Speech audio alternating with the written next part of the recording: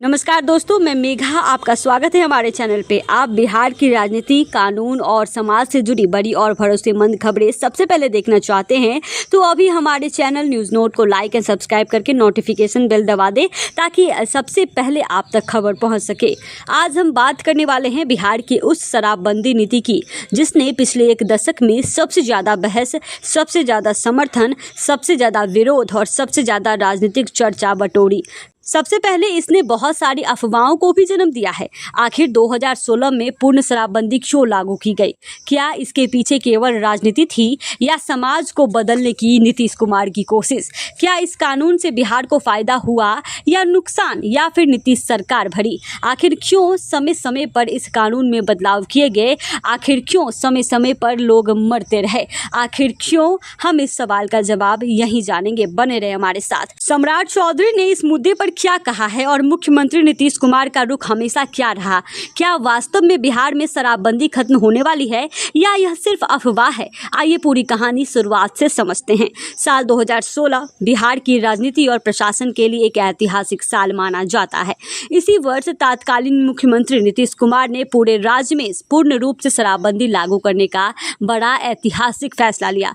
इस फैसले के पीछे सरकार का तर्क था कि शराब की वजह से हजारों परिवार बर्बाद हो रहे थे, घरेलू हिंसा बढ़ रही थी, परिवार गरीब हो रहे थे, कमाई शराब में खत्म हो रही थी और महिलाओं का जीवन सबसे ज्यादा प्रभावित हो रहा था।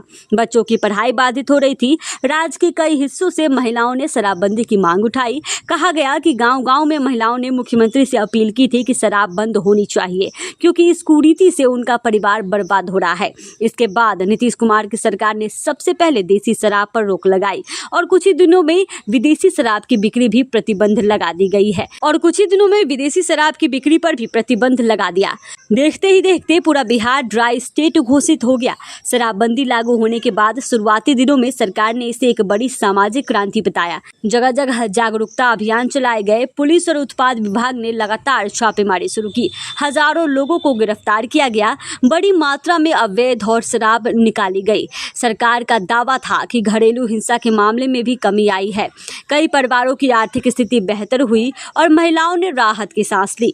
मुख्यमंत्री नीतीश कुमार हर मन से यह कहते रहे कि चाहे कितनी भी कठिनाई आए, शराबबंदी वापस नहीं ली जाएगी क्योंकि यह सिर्फ कानून नहीं बल्कि समाज सुधार का अभियान है। लेकिन दूसरी तरफ इस कानून को लेकर सवाल भी उठने लगे। विपक्ष ने आरोप लगाया कि शराबबंदी के बावजूद अवैध शराब का कारोबार जारी है। कई जगह जहरीली शराब से लोगों की मौत की खबरें सामने आई है। पुलिस कार्रवाई को लेकर भी विवाद हुए। ऐसे मामले सामने आए जिनमें पूरे परिवार पर मुकदमा दर्ज हो गया। कई लोगों का कहना था कि कानून बहुत कठोर है और निर्दोष लोग भी इसकी चपेट में आ रहे हैं। धीरे धीरे अदालतों में भी शराबबंदी से जुड़े मामलों की संख्या बढ़ने लगी। जेलों में बड़ी संख्या में ऐसे लोग पहुंचे जो शराबबंदी कानून के तहत गिरफ्तार किए गए थे। इन सब के बीच सरकार ने समय समय पर कानून में कुछ बदलाव भी किए। कुछ प्रावधानों को आसान बनाया गया। पहली बार पकड़े जाने पर कुछ मामलों में जुर्माने का विकल्प दिया गया।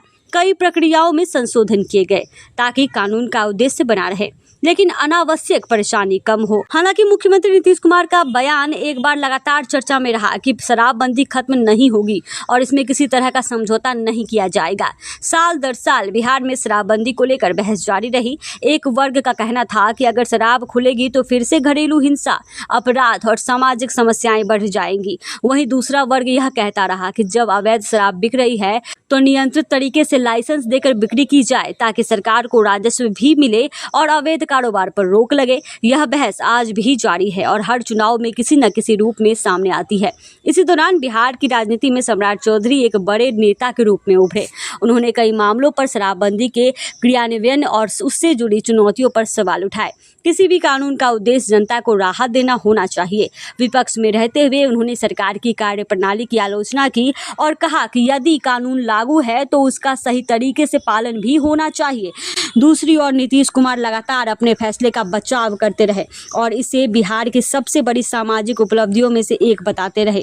सोशल मीडिया के दौर में शराबबंदी को लेकर कई तरह की खबरें वायरल होती रही। कभी कहा गया कि अगले महीने शराबबंदी खत्म हो जाएगी, कभी दावा किया गया कि सरकार नई नीति ला रही है, तो कभी किसी वीडियो को शेयर कर कहा गया कि मुख्यमंत्री ने शराब खोलने का ऐलान कर दिया है। लेकिन बाद में कई ऐसी खबरें भ्रामक भ्रामक या अधूरी साबित हुई।